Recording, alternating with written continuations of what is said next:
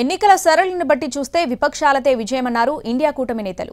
ప్రజలు కూటమికే ఓటేశారన్నారు. బీజేపీ కలలు కల్లలే అన్నారు ఖర్గే. గెలుపు తథ్యమన్నారు కూటమి నేతలు. 295కు పైగా సీట్లు గెలుస్తామని ధీమా వ్యక్తం చేశారు. ఇస్ బార్ 400 పార్ అన్న బీజేపీ నినాదం మొదటి దశ ఎన్నికల్లోనే ఫెయిల్ అయిందన్నారు. ఎగ్జిట్ పోల్స్ రూపంలో దేశ ప్రజల్ని అయోమయానికి గురి చేయాలని చూస్తున్నారని ఆరోపించారు. వారి దగ్గర సర్కార్ సర్వే ఉంటే తమ దగ్గర జనతా సర్వే ఉందన్నారు కూటమి నేతలు. ప్రజల సర్వే ప్రకారం ఇండియా కూటమిదే గెలుపని చెప్పారు.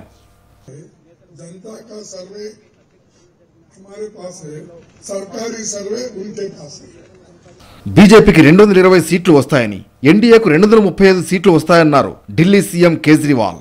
అయితే ప్రధాని పదవిని ఎవరు చేపట్టాలనే అంశంపై 4వ తారీఖున నిర్ణయం తీసుకుంటామన్నారు. इंडिया गठबंधन को 295 प्लस सीट्स मिल रही हैं, बीजेपी को 220 के करीब सीट्स मिल रही हैं और एनडीए जो बीजेपी का गठबंधन है उन्हें 235 के करीब सीट्स मिल रही हैं।